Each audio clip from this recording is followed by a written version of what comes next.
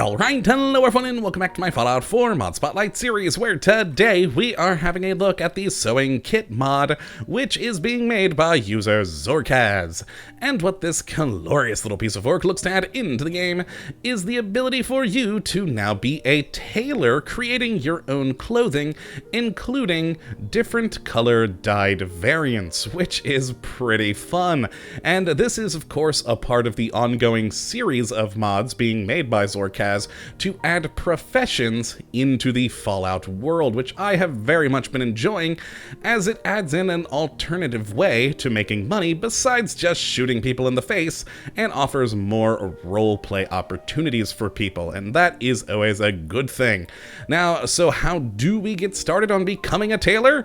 Well, it's a bit more involved than the T mod that we looked at previously of Zorkaz's, as this time around we actually do have to go out into the world, specifically to downtown and to the Back Street Apparel building, and in the interior cell of that on the top floor you'll find a magazine by the name of Crafting Today, the Sewing Special, and once you read that you'll be able to create the different crafting stations necessary for this mod, which means you just have to come back to a settlement and then head into the workshop mode, there we are, and head over to the crafting category, where we'll find the 3 different crafting stations for this mod. The first being this one here, the dye clothing station, which is where you take dyes that you will make with this mod and actually dye the cloth. And then we have the dye crafting station itself, where we'll create those dyes. And finally, we have the sewing station, where we'll take those different colors of cloth and turn them into actual clothing. So let's take a look at how the whole process works. And I have, of course, all 3 of these crafting stations set up over here. And we'll start with the dye crafting station, as this of course is where we make our first step, the dyes. And we can create a number of different colors, from black, blue, cyan, green, orange, red, violet, white, and yellow, all of which will require rank 2 in the chemist perk, as well as a variety of different materials, from bloodleaf to bone to hubflower, glowing fungus, and more, to actually produce the different colors. And then these dyes can actually be sold to any vendors in the world as a means of making money. As you can see, each dye has a different value. So sort of the more rare the dye, the more the price. Though the blue dye is hubflower, and that's the most expensive. Huh, that one seems a bit off.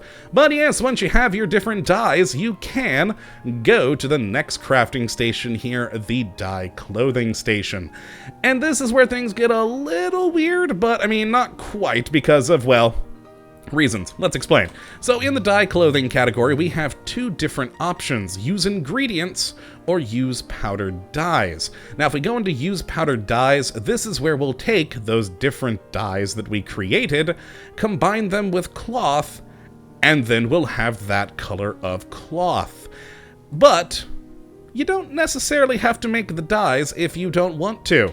You can go up to use ingredients, and you'll combine the same ingredients you use to make the dye. So for black, it is acid, lead, and wood, but this time just do it straight onto the cloth. So you can sort of bypass the dye step, which is interesting. Now, of course, the dyes aren't useless. You can sell them to actually make money. Also, it's a little bit less resource intensive if you do it this way. You'll get more cloth per dye, which is a bit better.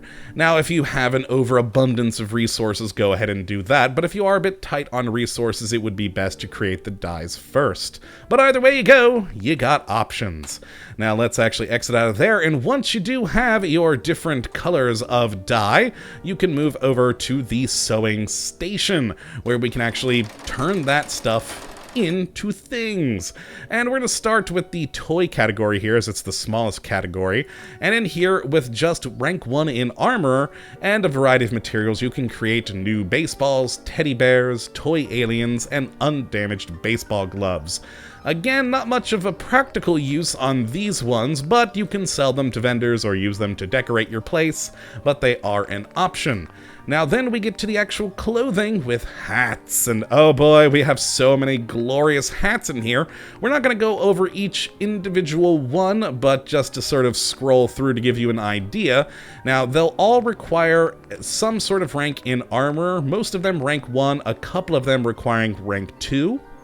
And you'll notice that there are some duplicates, such as with the baseball caps. This is intentional, as you'll notice this baseball cap uses the cyan cloth, and this baseball cap uses the red cloth. So you'll actually end up with a cyan baseball cap or a red baseball cap, and this is where those different color variants start to come in. We'll see a lot of the same different piece of clothing, but in different colors, as you can probably already gather from the outfit my character is wearing in the background there, which is wonderful, and I very much do love these different color variants. Now, we don't have many of them here in the hat category, as there's not many hats to go through, and not a whole lot color variation to do with hats typically. But if we move to the main category, the clothing, oh boy, we have a lot more. Now first, you'll notice right here again we have duplicate baseball uniforms. Again, this one is cyan, this one is red. And so you'll have those two different baseball uniforms you can create. And that's not all. If we again just scroll through all of these, I'm not going to go through each individual one because there are just so many, but to give you an idea of the sort of things we have here, it's a pretty darn extensive list with a number of different color variations to them to make it even better for you. And now as for the perks, there's a variety of perks in here of anything from rank 1 to 4 of armor. There's some in here that require science and other various perks to be created properly, as well as, of course, the various materials, including different colored cloths. My one problem with this category is it's horribly, horribly organized. We have the baseball uniforms together here, but say you want to make an Institute lab coat. Well, we have two of them sitting together here, the black and the blue. But then we'll have to scroll down a bit to find the green. We then have to scroll down even more to find, oh boy, where is it? There it is, the yellow Institute lab coat, and etc., etc. They're not grouped together, so if you do want to make the same sort of thing, but in different colors, you're gonna have to just scroll back and forth between everything to find all the parts. With some exceptions, for instance, we did have the baseball uniforms up there together. We also do have the laundered dresses together, where we've got a blue, cream, denim, green, pink, and rose dress all here ready to go. But yeah, most of them are just sort of scattershot around the whole category, and it can be difficult to find them. But hey, with a little time and patience, you're good to go. But all in all, a beautiful selection of things for you to build. And again, you can either use them yourselves with all their stats intact, or sell them to a vendor for money. Now let's actually head out of here and take a look at a handful of these different variants. I didn't want to make all of them because, again, oh boy, there's so many that the whole place would be full of mannequins, but I wanted to look at three of my favorites in two color variations. Now, of course, we've mentioned the baseball uniforms a few times here, so here is the red and the cyan colors of that. Now, I only made two of the, I believe, 5 different Institute lab coats, the black and the blue ones here, so you can see the color difference. And then we have the, oh my god, why am I suddenly forgetting what this one's called? Colonial Duster! The Colonial Duster in the normal color, and a green. And then, of course, my character in the glorious red. I mean, come on, look at that, it's beautiful. That is, by far, I think, my favorite of all of the things included in this mod pack. It's just a fun, awesome coat. But yes, there's many, many more things that you can build thanks to all the variety that you have in there, and you can make it in almost any color you desire, and that is pretty cool. My only problems, like I said, are the sorting in there, and also the fact that you may have noticed it when we were going back and forth between these two stations. If I go into it and out of it, it keeps me in third person for some reason, even though I prefer to play in first person. So yeah, it always pops the camera out. It doesn't seem to do it on this one. but on the dyeing station and the dye clothing station, it seems to pop your camera out into third person once you leave for reasons. But yes, that is the Sewing Kit mod. It is a wonderful addition into the game that I have very much been enjoying, and if you too like the idea of professions within Fallout 4, why don't you go ahead and have a look at it yourself, which of course you can always find the link to the mod in the description of this video. But that is going to be it for today.